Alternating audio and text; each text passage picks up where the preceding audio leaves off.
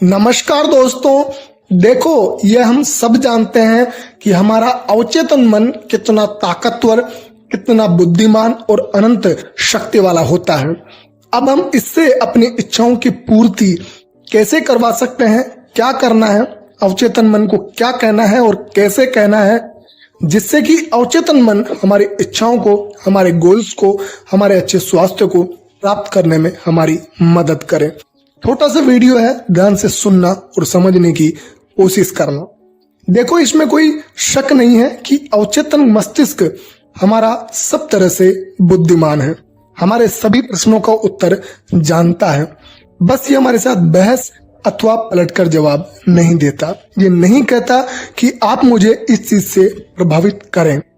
उदाहरण के तौर पर जब हम कहते हैं कि मैं ये नहीं कर सकता, मैं बहुत बूढ़ा हो गया हूं, मैं ये ऐसा नहीं ले सकता, मेरी ये बीमारी ठीक नहीं हो सकती, मैं गलत जगह पैदा हो गया, तब हम अपने अवचेतन मस्तिष्क में नकारात्मक विचारों को भर रहे होते हैं और ज्यादातर लोग यही कर रहे होते हैं।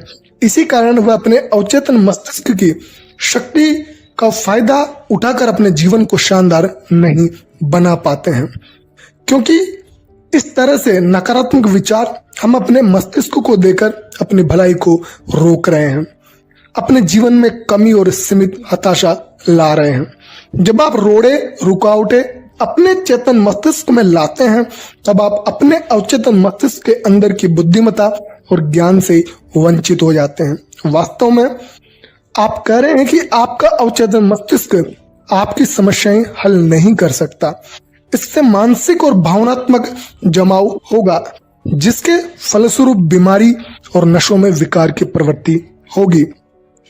अपनी इच्छाओं को पाने और हताशा को काबू करने के लिए अपने शरीर को दिन में कई बार कहिए, ध्यान से सुनिए कि अनंत ज्ञान जिसने मुझे ये इच्छा दी, मेरा नेतृत्व, मेरा मार्गदर्शन करता है, मेरे सामने मेरी इच्छाओं को पाने की योजना को बताता है। मैं जानता हूं कि मेरे अवचेतन की गहरी बुद्धिमत्ता अब प्रतिक्रिया दे रही है, और जो मैं महसूस करता हूं और अंदर से मांगता हूं वह यूं ही मुझे मिल जाता है। यहाँ संतुलन, साम्यावस्था और संभाव की बात है।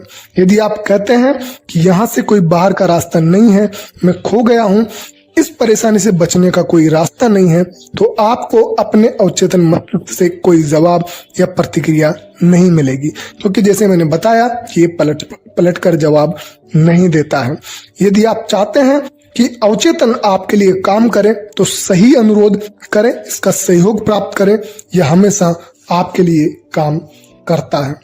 इस क्षण हमारे हृदय की धड़कन को नियंत्रित कर रहा है, साथ ही हमारी सांसों को भी।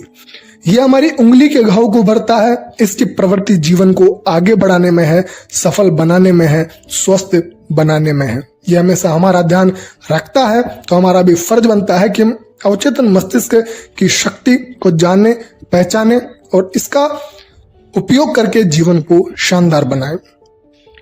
हमारे अवचेतन मस्तिष्क हमारी सोच, हमारी कल्पना शक्ति को पूरी तरह स्वीकार करता है।